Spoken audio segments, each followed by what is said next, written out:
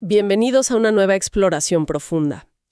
Antes de sumergirnos en el fascinante tema que tenemos preparado para hoy, quiero tomar un momentito para ofrecer una bendición divina y muy sincera para el día de quienes nos escuchan y, claro, para toda la gran semana que la audiencia tiene por delante. Que la luz, la sabiduría y la paz acompañen cada uno de los pasos de todos los que nos sintonizan hoy. Es un comienzo verdaderamente hermoso y muy apropiado para el nivel de profundidad que vamos a manejar. Totalmente. Porque ciertamente, para el material que tenemos sobre la mesa, se necesita una mente abierta y mucha claridad. Vamos a analizar textos que tienen miles de años de antigüedad y que esconden detalles asombrosos. Así es. Y el tema de hoy gira en torno a los planos arquitectónicos de una de las estructuras más enigmáticas, detalladas y, más estudiadas de la historia antigua. Hablamos de las instrucciones precisas para la construcción del tabernáculo. Ajá. Estas instrucciones están descritas específicamente en el capítulo 26 del libro de Éxodo. Y para lograr una comprensión real de lo que esto implica, hemos reunido un par de fuentes excepcionales. Sí, tenemos material de primera. Exacto. Tenemos las notas analíticas, los comentarios lingüísticos y los diagramas espaciales de dos reconocidas Biblias de estudio, la versión Holman y la versión NAE. Y creo que aquí hay que hacer una advertencia importante, porque al abordar un texto antiguo que a simple vista parece un manual de ensamblaje lleno de medidas, tipos de madera y textiles, existe el gran riesgo de perderse en la geometría. Claro, de aburrirse y abandonar la lectura. Exactamente. Por eso, nuestra misión en esta exploración no es entregar una lista abrumadora de números y dimensiones para memorizar. Eso no tendría sentido. Para nada. La meta para quienes nos escuchan es descubrir los profundos significados teológicos, los misterios históricos que aún debaten los eruditos y esos momentos de revelación que están codificados en los planos de esta estructura portátil. Una estructura que acompañó a los israelitas a través del desierto. Bien, vamos a desempacar esto. Resulta fundamental establecer el terreno antes de entrar en los detalles de las cortinas y la madera. ¿Por qué un texto antiguo sobre construcción resulta ser tan relevante y digno de un análisis tan minucioso? Es una excelente pregunta. Para entender esa relevancia, es vital situarnos en el contexto histórico y geográfico que describen nuestras fuentes. Hablamos de una inmensa comunidad de personas en condición nómada. Un grupo enorme. Gigantesco. Y acaban de escapar de un imperio monumental como Egipto, y ahora atraviesan un desierto inhóspito. O sea, no están construyendo una ciudad permanente de piedra, no están levantando pirámides ni zigurats, están construyendo una tienda de campaña. Pero vaya tienda de campaña. Claro, el nivel de detalle exigido indica que esta no es una tienda ordinaria. Es el epicentro absoluto de su identidad comunitaria y espiritual. Cada hilo de color, cada gancho de metal fundido y cada trozo de madera tallada tiene una intención comunicativa. Un lenguaje visual. Exacto. Un lenguaje visual diseñado para expresar verdades complejas sobre la relación entre el creador y la humanidad, usando elementos físicos que la gente podía ver y tocar. Y ese lenguaje visual es fascinante porque comienza desde adentro hacia afuera, lo cual es casi contraintuitivo cuando pensamos en construir un edificio hoy en día. Totalmente al revés. Al revisar las notas de la Biblia de estudio NNA sobre la primera capa, que es el diseño interior del tabernáculo, uno se encuentra con algo deslumbrante. El diseño exige la confección de 10 cortinas inmensas, pero el texto especifica que no son simples telas utilitarias, están hechas de lino fino torcido. Un material de lujo para la época. De altísimo lujo. Además, los colores son muy específicos y en la antigüedad eran increíblemente costosos de producir. Hablamos de azul, púrpura y carmesí. Es fácil imaginar el impacto de esa explosión de color vibrante en medio de la monotonía visual de la arena, las rocas y el polvo del desierto. Una belleza absoluta. Y estas cortinas se unían mediante 50 broches de oro puro para formar una sola estructura continua que cubría todo el interior. Pero, leyendo el texto, el detalle que realmente detiene la mirada es que estas cortinas no eran de colores sólidos y lisos. Tenían figuras de querubines bordadas intrincadamente por artistas expertos. ¡Wow! Quien tuviera el privilegio de estar dentro de esa estructura, literalmente estaría rodeado por estas figuras aladas en las paredes y en el techo. Lo fascinante aquí es cómo ese detalle específico de diseño interior funciona como un hipervínculo teológico hacia el principio de la historia humana. Las notas de la Biblia de estudio NAAA hacen una conexión que lo cambia todo. A ver, cuéntanos. Esos querubines bordados con hilo azul, púrpura y carmesí no son mera decoración de interiores para que la tienda se vea bonita, ni son motivos artísticos elegidos al azar. Si la memoria nos lleva al libro de Génesis, hay un momento crucial cuando Adán y Eva enfrentan las consecuencias de la caída y son expulsados del jardín del Edén. El momento de la expulsión. Ese mismo. En ese momento, el texto dice que se colocan querubines en la entrada del jardín con una espada llameante para proteger el camino hacia el árbol de la vida. ¿Actúan como guardianes de una frontera que la humanidad ya no podía cruzar? El concepto clave es la custodia del espacio sagrado. Los querubines, en la literatura bíblica, marcan consistentemente el límite estricto entre la presencia directa y pura de lo divino y el mundo exterior que está fracturado o caído. ¿Es como una barrera de seguridad celestial? Tal cual. Entonces, al incorporar representaciones de querubines en las cortinas que forman las paredes interiores del tabernáculo, el mensaje arquitectónico es que se está entrando a un nuevo Edén. ¡Qué concepto tan poderoso! Es un microcosmos cuidadosamente construido donde el cielo interactúa de nuevo con la tierra. Representa el espacio sagrado restaurado donde la presencia divina vuelve a habitar en proximidad a la humanidad, pero manteniendo límites sumamente claros establecidos por estos guardianes celestiales tejidos en la tela. Es una forma brillante de utilizar la arquitectura para contar la historia de la humanidad. El diseño interior es un eco del paraíso perdido, un recordatorio constante de lo que fue y de la separación actual. Definitivamente. Ahora, una tienda hecha de lino fino, por más hermosa que sea, no duraría mucho tiempo bajo el sol implacable, las tormentas de arena y los vientos cortantes de la península del Sinaí. Se desharía en días. Exacto. Necesitaba un sistema de protección exterior muy robusto. Y aquí es donde se pone realmente interesante, porque al revisar cómo el texto describe las capas exteriores, nos topamos con uno de los mayores misterios lingüísticos y hasta zoológicos de este documento antiguo. Sí, la transición de esa delicadeza sublime en el interior a la resistencia utilitaria en el exterior es abrupta, y las fuentes muestran que ha generado debates académicos durante siglos. Al leer las instrucciones, se detalla una segunda capa que va por encima del lino, hecha de pelo de cabra. Son 11 cortinas unidas con 50 broches, pero esta vez los broches son de bronce. Un metal mucho más común y resistente que el oro. Lo cual tiene todo el sentido para una capa externa. Luego se instruye colocar una tercera cubierta hecha de pieles de carnero teñidas de un rojo intenso. Hasta este punto de la lectura, los materiales son completamente lógicos para una cultura de pastores nómadas en el Medio Oriente. Se usa lo que los rebaños proveen. Claro, recursos locales. Pero luego el texto exige una cuarta capa, la cubierta exterior definitiva que soportaría directamente toda la inclemencia del clima. Y a lo largo de la historia de las traducciones, esta capa ha recibido nombres muy dispares: pieles de tejón, cuero fino, pieles de marsopa e incluso pieles de foca.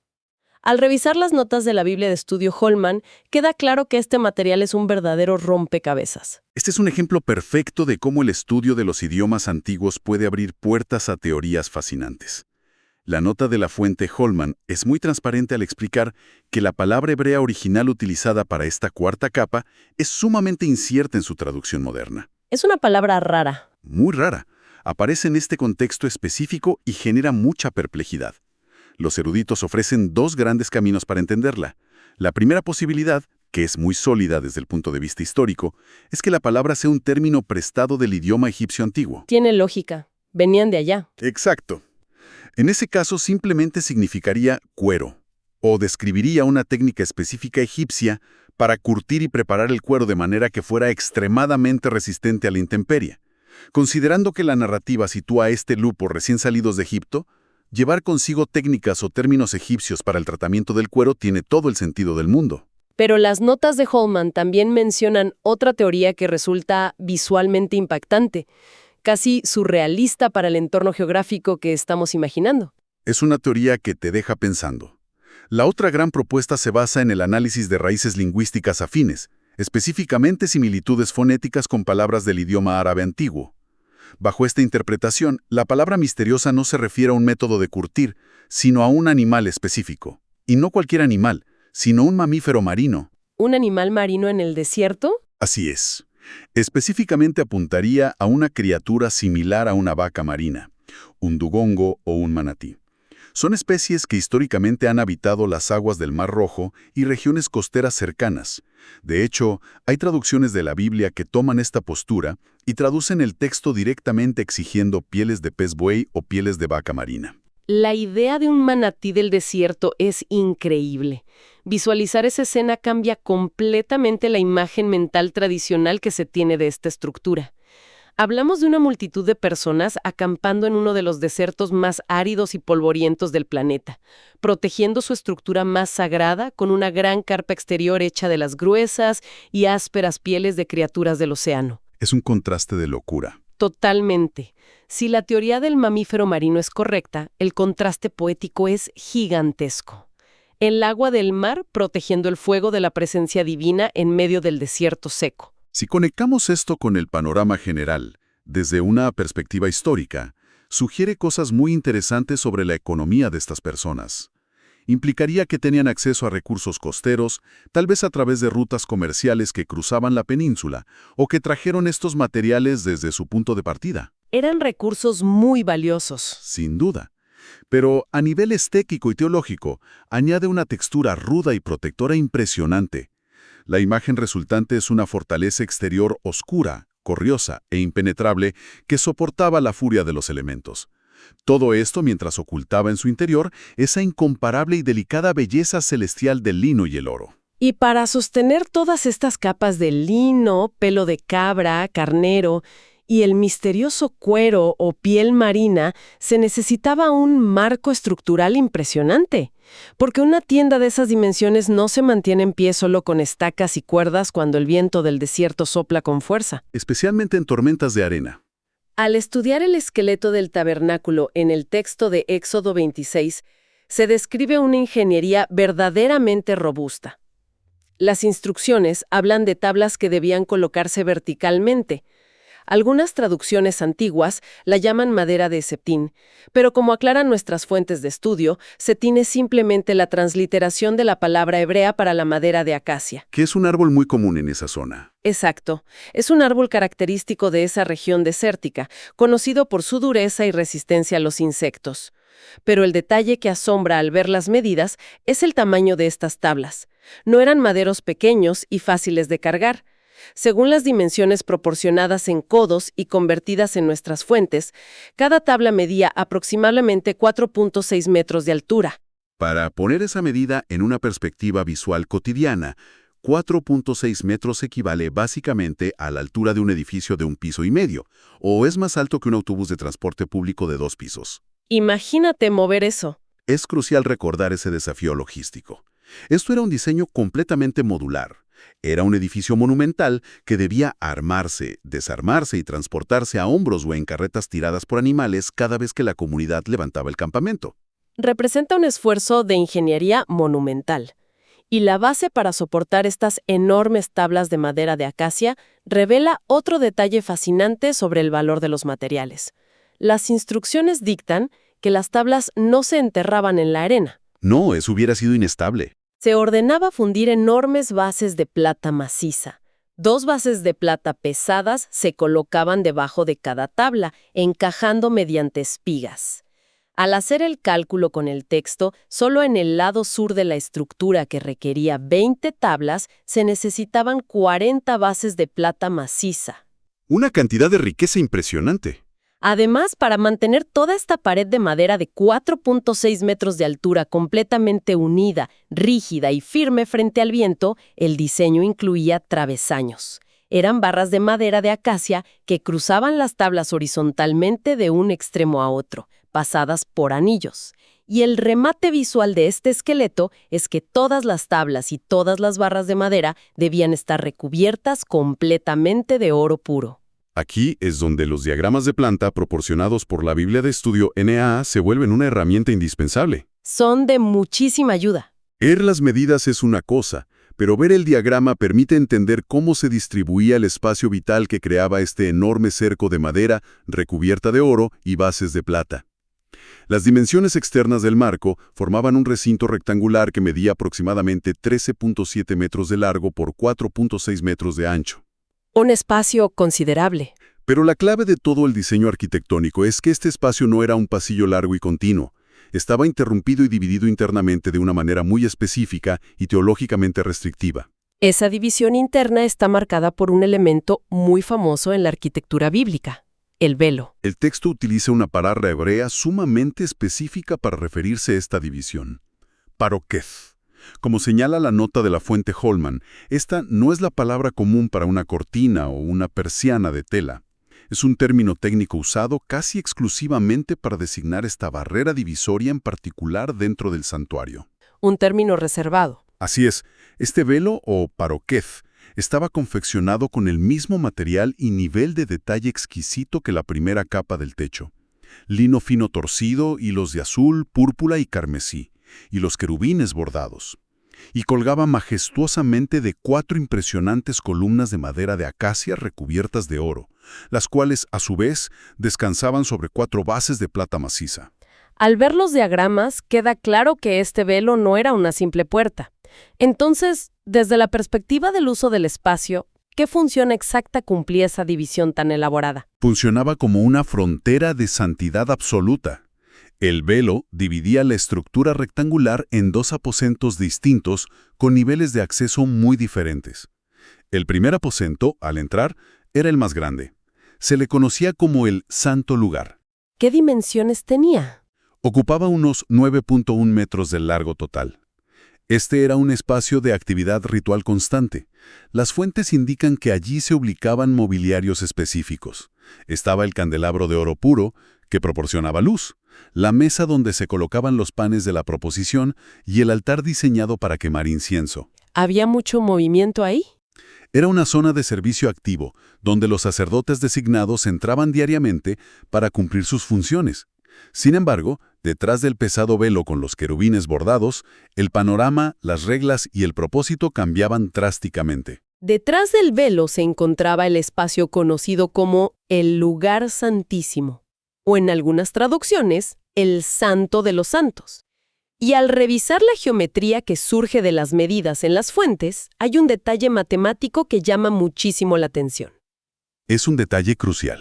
Si la estructura completa tenía 13.7 metros de largo y el santo lugar ocupaba 9.1 metros, el espacio restante detrás del velo tiene exactamente 4.6 metros de largo.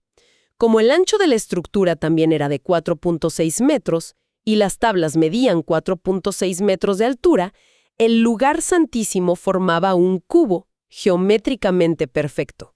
La observación sobre la geometría de ese recinto es profunda. En el contexto de las culturas del antiguo Cercano Oriente, la arquitectura y las matemáticas estaban íntimamente ligadas a la teología. El cubo no es una forma que se encuentre comúnmente en la naturaleza orgánica. Requiere mano de obra, cálculo. Requiere intencionalidad, precisión y diseño. Representaba la perfección absoluta, la simetría inalterable y el orden divino definitivo. No hay variables en un cubo. Todos sus lados son iguales. Y lo más impactante de este espacio cúbico perfecto es que estaba prácticamente vacío. Ese contraste es fuerte. A diferencia del santo lugar con su candelabro y mesas, las fuentes detallan que dentro del lugar santísimo solo se colocaba un único objeto físico: el arca del testimonio. Sobre el arca se encontraba una tapa de oro macizo que el texto llama el propiciatorio. Para entender el término sin tecnicismos, era esencialmente el lugar de encuentro o el asiento donde la misericordia divina se manifestaba. El punto de contacto. Según los textos, era exactamente sobre ese propiciatorio de oro, dentro de ese cubo oscuro y perfecto, donde la presencia misma del Creador descendía en forma de nube para habitar entre la comunidad. Era un espacio tan abrumadoramente sagrado que la entrada estaba estrictamente prohibida bajo pena de muerte. Las reglas eran muy estrictas. Solo se permitía el acceso a un individuo, el sumo sacerdote, y únicamente durante un día específico de todo el calendario anual, en una ceremonia de purificación profunda, el día de la expiación. Todo este análisis nos deja frente a un panorama de una intensidad abrumadora. Hablamos de madera dura del desierto, recubierta en oro, toneladas de plata fundida para las bases, pieles que podrían venir del océano, lino fino de colores imposibles de conseguir fácilmente, querubines bordados actuando como guardianes y una geometría perfecta. Todo ensamblado meticulosamente para crear un cubo protegido del mundo entero en medio de la nada. Entonces, ¿qué significa todo esto? Es la gran pregunta. Para cualquier persona de la audiencia hoy, que vive rodeada de tecnología, que no está acampando en el desierto del Sinaí ni tiene la necesidad de construir tiendas de madera de acacia, ¿por qué dedicar tiempo a escudriñar las instrucciones de construcción de esta tienda antigua? ¿Cuál es el valor subyacente? Esto plantea una pregunta importante, y de hecho nos lleva al núcleo mismo del por qué este documento sigue siendo objeto de estudio exhaustivo. La respuesta profunda a la relevancia de esta estructura radica en su nombre. La fuente de estudio Holman realiza un análisis lingüístico revelador sobre la palabra hebrea principal que nuestras Biblias traducen como tabernáculo. La palabra original es Mishkan. Mishkan.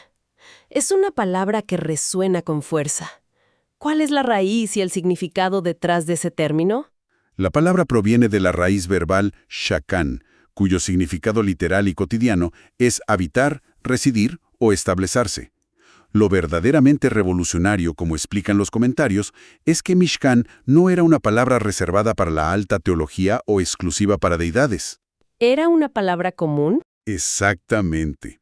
Era el término común que usaba la gente ordinaria para describir sus propias viviendas, sus moradas, las simples tiendas donde dormían y comían en el campamento. Al tomar esta palabra ordinaria y aplicarla a esta estructura de oro y plata, ocurre un sismo a nivel filosófico e histórico. Cambia por completo el paradigma de cómo la humanidad antigua se relacionaba con lo divino. No se trata de un palacio de mármol inalcanzable construido en la cima de una montaña envuelta en relámpagos, donde la gente tiene que escalar para dejar una ofrenda y rogar por atención. El concepto central que transmite el Mishkan es la idea radical de que el Dios del universo, la fuerza infinita que según los textos creó el cosmos, toma la decisión deliberada de no quedarse a una distancia incomprensible y estéril. Decide, literalmente, acampar junto a la gente. Acampar con ellos. El tabernáculo representa la intención de establecer una morada, de compartir el mismo terreno. Y no se construye a las afueras, lejos de la gente común. El diseño y las instrucciones de campamento requerían que este intrincado santuario se situara exactamente en el centro geométrico de todas las tiendas de las tribus. El mensaje es que la presencia divina busca intimidad, proximidad y comunión, justo en medio del ruido, el polvo, el caos y la travesía diaria de la experiencia humana. Es una perspectiva teológica bellísima, donde la distancia se elimina. El cielo, con toda su perfección y exigencia de santidad, se empacan en una tienda y decide viajar al mismo ritmo que la gente que está aprendiendo a ser libre en el desierto. Esto nos provee una gran cantidad de material para reflexionar. Pero antes de concluir esta exploración profunda, hay un ángulo que surge de estas fuentes y que ofrece una idea poderosa. Una idea sobre la naturaleza de nuestros propios espacios sagrados modernos que no hemos tocado aún. Es un contraste fascinante cuando comparamos la intención original del tabernáculo con la forma en que la humanidad a lo largo de los siglos ha tendido a construir sus propios espacios religiosos. Piensa en la imagen de alguien parado fuera del tabernáculo hace miles de años. Solo vería una estructura rectangular y oscura. Cubierta de pieles ásperas de animales. Quizás hasta de manatíes. Pieles curtidas por el sol del desierto. Pero por dentro estaba lleno de oro brillante, colores vibrantes, plata pura y querubines. Una metáfora visual tremenda. A menudo, lo más profundamente sagrado, valioso y hermoso está oculto bajo un exterior rústico y desgastado por la intemperie. Si uno lo piensa hoy en día, cuando la humanidad busca conmemorar lo sagrado, el instinto casi universal es construir algo permanente. Se levantan inmensas catedrales de piedra, templos de mármol, santuarios inamovibles anclados a coordenadas geográficas específicas, estructuras masivas diseñadas para resistir milenios en un solo lugar, esperando que la gente viaje largas distancias en peregrinación para encontrar lo sagrado allí y solo allí. Sin embargo, los planos de Éxodo 26 que acabamos de analizar presentan la idea exactamente opuesta. El diseño más detallado de la antigüedad para albergar la presencia divina era, por definición, efímero en su ubicación. Su rasgo más distintivo era la movilidad. El texto nos deja una idea provocativa para llevarnos a casa. Tal vez lo verdaderamente sagrado nunca estuvo destinado a ser encerrado en edificios de piedra estáticos, anclados a un solo lugar en el mapa. El modelo original del tabernáculo sugiere que lo sagrado está diseñado para ser portátil. Para desarmarse, adaptarse y moverse. Exactamente. Moverse a través del terreno impredecible de la vida, acompañando a la humanidad en su viaje constante, en lugar de esperar inmóvil a que la humanidad llegue a él. Es una manera diferente de ver dónde y cómo encontramos significado en el mundo de hoy. Ha sido un recorrido increíble a través de la arquitectura antigua, los misterios lingüísticos y los profundos simbolismos del diseño. Agradecemos enormemente a la audiencia por habernos acompañado en esta travesía de descubrimiento. Ha sido un verdadero placer analizar todo esto hoy. Esperamos que este análisis les brinde nuevas perspectivas sobre textos antiguos que a veces damos por sentados. Nos despedimos por ahora, recordando siempre que Dios bendice a todos los oyentes.